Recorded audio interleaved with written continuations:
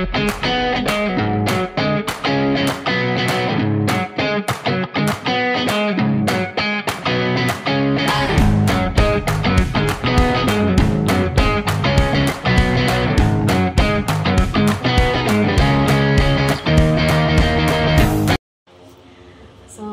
warahmatullahi wabarakatuh. Yang terhormat Bapak Ridwan selaku dosen mata kuliah Filsafat Ilmu.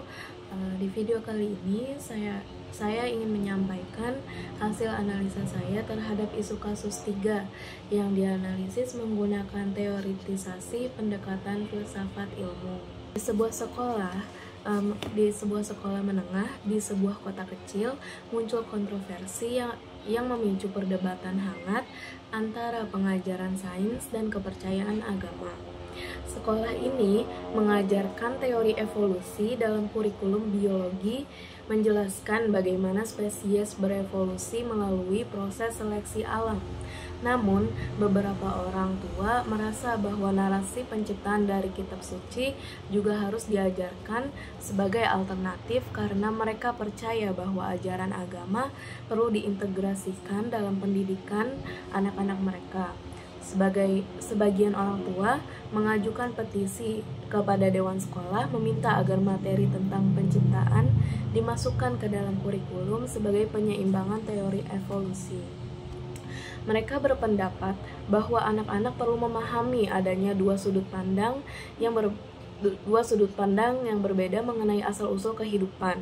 Satu berdasarkan sains dan yang lainnya berdasarkan iman. Dalam pertemuan yang diadakan oleh Dewan Sekolah, perdebatan semakin intens.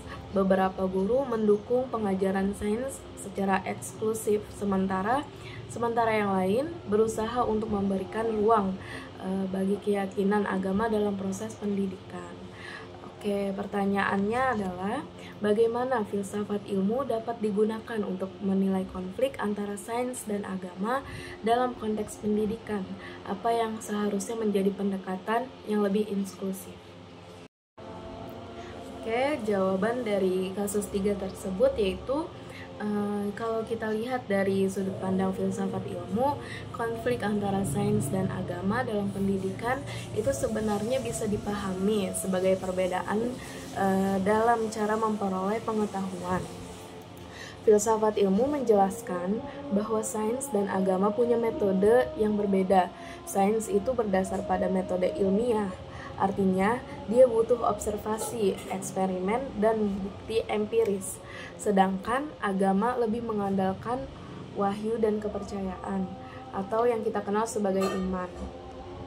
Nah, dalam kasus di sekolah ini, perdebatan muncul karena ada orang tua yang ingin narasi penciptaan dari agama dimasukkan ke pelajaran biologi.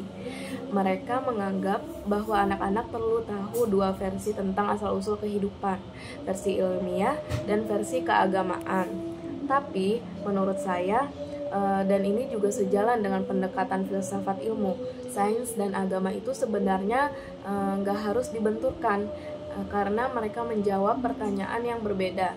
Sains fokus ke bagaimana kehidupan bisa berkembang, bagaimana makhluk hidup berevolusi, sementara agama lebih ke kenapa kita ada, apa tujuan hidup kita, dan sebagainya. Jadi menurut saya pendekatan yang lebih inklusif adalah dengan memisahkan peran masing-masing dalam kurikulum. Di kelas biologi kita tetap ajarkan teori evolusi karena itu bagian dari sains dan sudah terbukti secara ilmiah. Tapi untuk pandangan keagamaan tentang penciptaan itu lebih cocok dibahas di pelajaran agama. Dengan begitu, siswa bisa memahami bahwa kedua hal ini tidak saling bertentangan, tapi justru bisa saling melengkapi. Selain itu, bisa juga sekolah mengadakan forum diskusi atau seminar lintas ilmu yang mempertemukan pandangan ilmiah dan keagamaan. Ini akan melatih siswa berpikir kritis, terbuka, dan bisa menghargai perbedaan. Intinya, filsafat ilmu membantu kita memahami bahwa perbedaan antara sains dan agama bukan soal mana yang benar atau salah, tapi soal cara kita melihat dan memahami dunia dari perspektif yang berbeda. Dan dalam konteks pendidikan, tugas kita bukan memaksa siswa memilih satu, tapi membekali mereka agar bisa memahami keduanya secara bijak. Oke, sekian jawaban dari saya. Kurang lebihnya mohon maaf. Wassalamualaikum warahmatullahi wabarakatuh.